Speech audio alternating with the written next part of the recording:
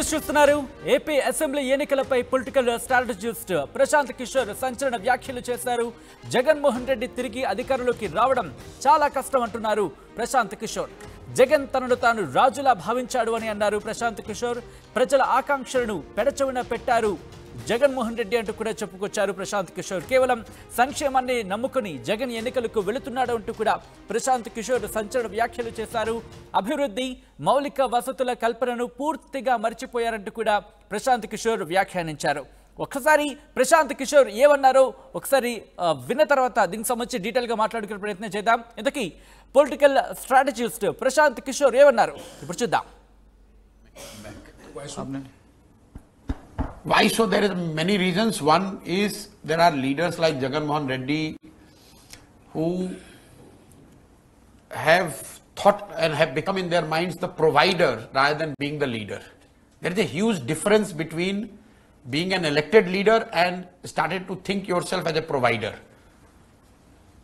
जब आप democratically elected leader हो तो you have to provide but you have to also take care of the people's aspirations.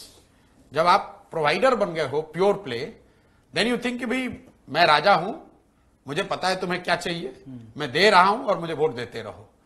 तो Jagan Mohan Reddy at some stage has decided कि भैया मैं कैश ट्रांसफर करता रहूंगा, तुम्हारे लिए यही अच्छा है कि तुमको 2000 रुपया मिलता रहे, सड़क बने या ना बने, कैपिटल आंध्र प्रदेश में हो ना हो, फैक्ट्री लगे ना लगे, हम कर्ज लेकर ही पैसा तुम्हें दे रहे हैं लेकिन दे तो रहे हैं.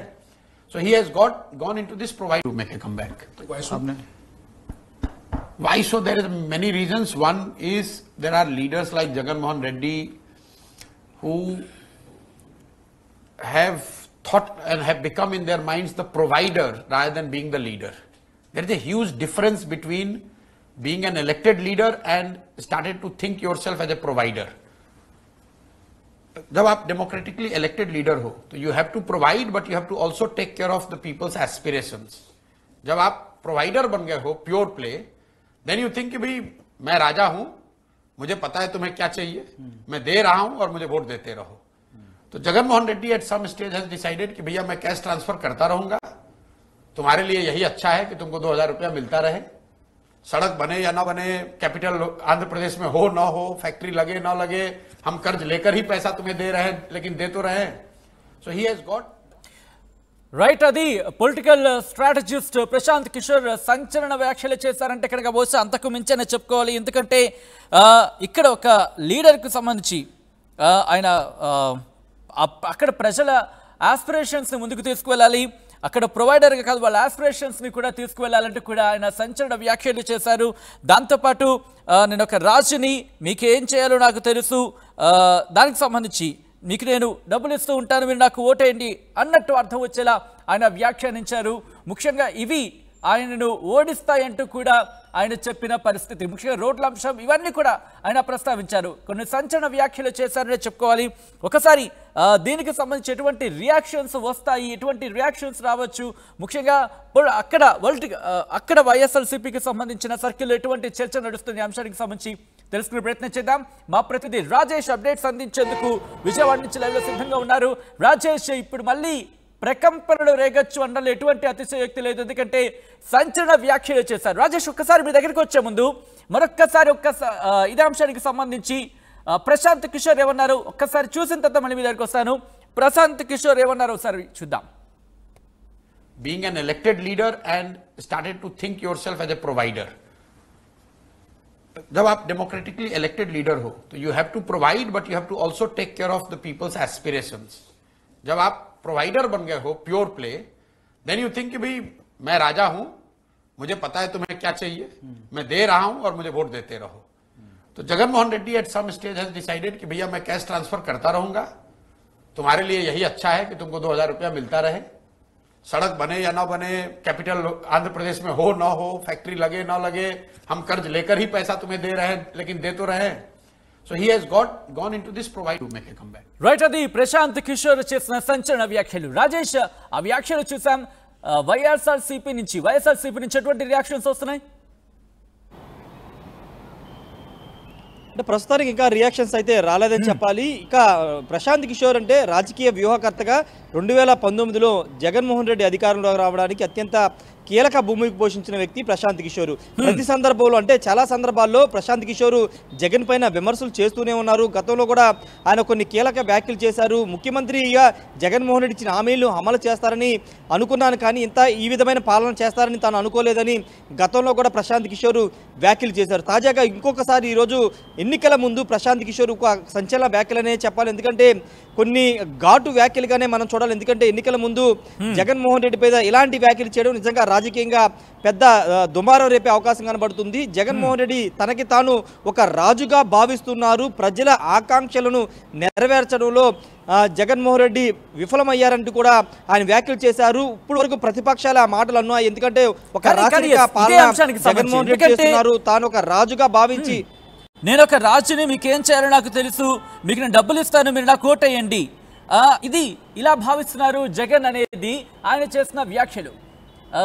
ఎటువంటి రచ్చకు దారితీసే అవకాశం కనిపిస్తోంది ఇది? ఖచ్చితంగా ఆయన వ్యాఖ్యలు అయితే ఖచ్చితంగా తీవ్ర దుమారాన్ని రేపే అవకాశం కనబడుతుంది. గతంలో ప్రశాంత్ కిషోర్ వ్యాఖ్యలు చేసిన సందర్భంలో వైసీపీ మంత్రులు నేతలందరూ కూడా ఘాటుగా స్పందించారు.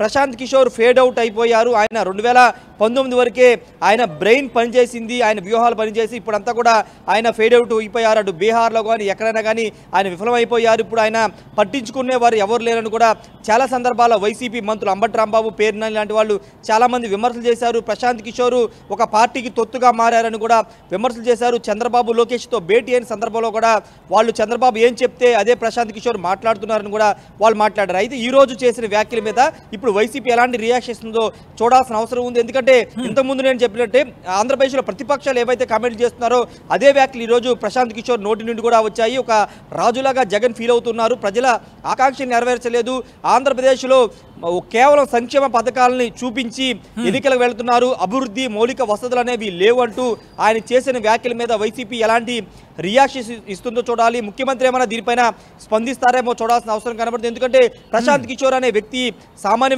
వ్యక్తి కాదు. ఆంధ్రప్రదేశ్ రాజకీయాల్లో ముఖ్యంగా వైసీపీకి సంబంధించినటువంటి ఆ పార్టీకి సంబంధించినటువంటి అంశాల్లో చాలా కీలక భూమికి పోషించిన వ్యక్తి. 2019 ఎన్నికల్ని ఒక టర్న్ తీసుకునేలా చేసిన వ్యక్తి కాబట్టి ఆయన వ్యాఖ్యలు ఇప్పుడు ఆంధ్రప్రదేశ్ రాజకీయాల్లో తీవ్ర చర్చకు దారితీసే అవకాశం కనబడుతుంది. అయితే ఈ వ్యాఖ్యలు ప్రజల్లోకి ఎంతవరకు వెళతాయి, ఆ ప్రజలు ఎంతవరకు బిలీవ్ చేస్తారనేది చూడాల్సిన అవసరం ఉంది. వైసీపీ దీనిపైన గట్టిగానే కౌంటర్ ఇచ్చే అవకాశం కనబడుతుంది. ఎందుకంటే ఆల్రెడీ ప్రశాంత్ కిషోర్ టీడీపీకి ఇండైరెక్ట్గా అంటే ఆయన వెనకుండి పూర్తిగా వ్యూహకర్తగా పనిచేస్తున్నారు.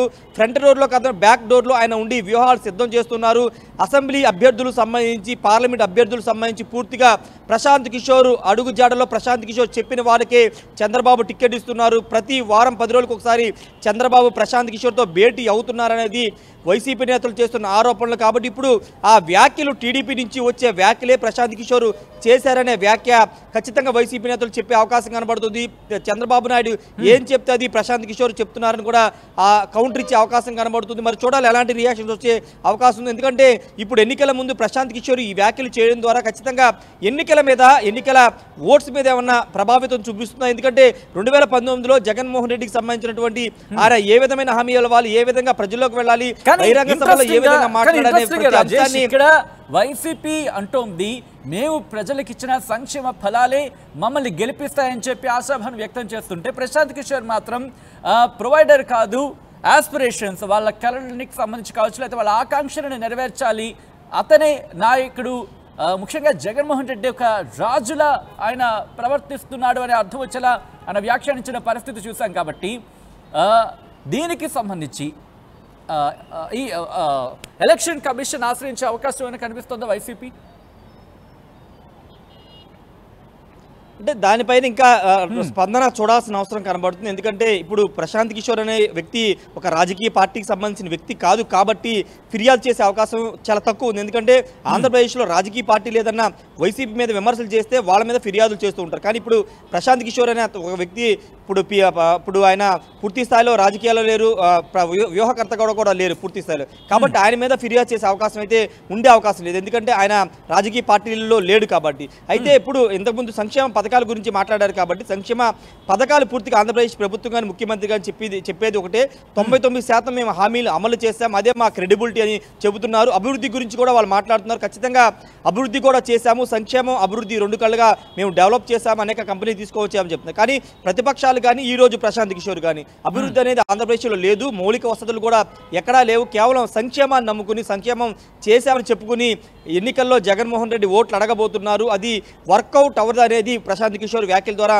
మనకు అర్థమవుతుంది. కానీ వైసీపీ చాలా స్ట్రాంగ్గా బిలీవ్ చేస్తుంది, సంక్షేమ పథకాలు ఖచ్చితంగా ఫండ్ చేస్తాయి, ప్రతి పథకాన్ని అందుకున్న వాళ్ళు తిరిగి ఓట్ల రూపంలో వాళ్ళ మద్దతు చెప్తారనేది వైసీపీ చాలా స్ట్రాంగ్గా బిలీవ్ చేస్తుంది. ముఖ్యమంత్రి కూడా అదే చెప్తున్నారు, మీ ఇంట్లో మంచి జరిగి ఉంటేనే తనకు ఓటు వేయాలని ప్రతి సభలోనూ ముఖ్యమంత్రి చెబుతున్నారు. కాబట్టి అది ఎంతవరకు రిఫ్లెక్ట్ అవుతుంది, సంక్షేమం అనేది జగన్మోహన్ రెడ్డికి ఎంతవరకు ఓట్ల రూపంలో రిఫ్లెక్ట్ అవుతుంది, ఎంతవరకు ఓట్ల రూపంలో కన్వర్ట్ అవుతుంది అనేది చూడాల్సిన అవసరం ఉంది. కానీ ప్రతిపక్షాలు కానీ ఈరోజు ప్రశాంత్ కిషోర్ కానీ ఆ సంక్షేమం అనేది వర్కౌట్ అవ్వదు, అది అభివృద్ధి లేకపోయినా మౌలిక వసతులు లేకపోయినా ప్రజలు ఓట్లు వేయరనేది వాళ్ళు చెప్తున్నమాట. కానీ ఇప్పుడు ఎన్నికల రిజల్ట్ బట్టి ఇప్పుడు సంక్షేమం అనేది ఇస్తే ఖచ్చితంగా ప్రజలు నమ్ముతారనే దానికి ఒకవేళ జగన్మోహన్ రెడ్డికి ఓట్లు పడినా జగన్మోహన్ రెడ్డి తిరిగి ముఖ్యమంత్రి అయినా సంక్షేమం వర్కౌట్ అయింది ఆంధ్రప్రదేశ్లో అనేది మనం అర్థం చేసుకోవాలి. రెండోది, ఒకవేళ జగన్మోహన్ రెడ్డి కాదని చంద్రబాబు కూటమి కనుక ప్రజలు గెలిపిస్తే కనుక ఆంధ్రప్రదేశ్లో సంక్షేమ పథకాలకి ప్రజలు వద్దనుకున్నారు, అభివృద్ధి కావాలనుకున్నారు అనేది మనం అర్థం చేసుకోవచ్చు. కాబట్టి ఏ నిర్ణయం వచ్చినా అటు జగన్మోహన్ రెడ్డి గెలిచినా చంద్రబాబు గెలిచినా ఖచ్చితంగా ఒక చారిత్రాత్మక నిర్ణయం అనేది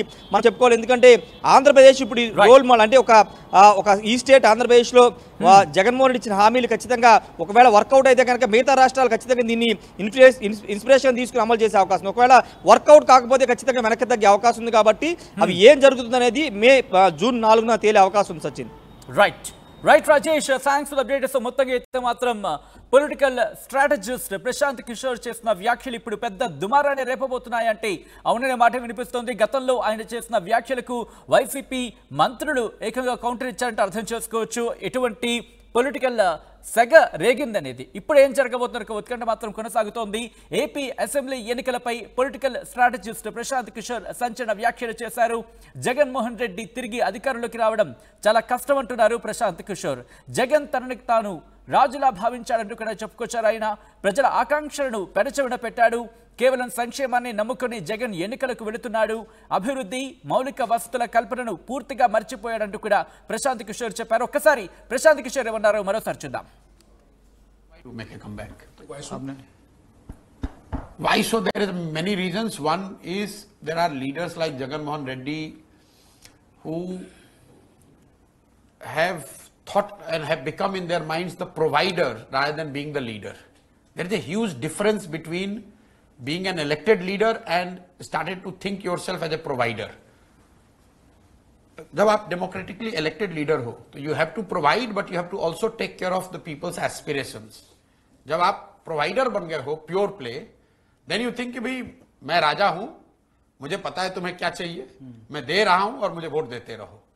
तो Jagan Mohan Reddy at some stage has decided कि भैया मैं कैश ट्रांसफर करता रहूंगा, तुम्हारे लिए यही अच्छा है कि तुमको 2000 रुपया मिलता रहे, सड़क बने या ना बने, कैपिटल आंध्र प्रदेश में हो ना हो, फैक्ट्री लगे ना लगे, हम कर्ज लेकर ही पैसा तुम्हें दे रहे हैं लेकिन दे तो रहे हैं.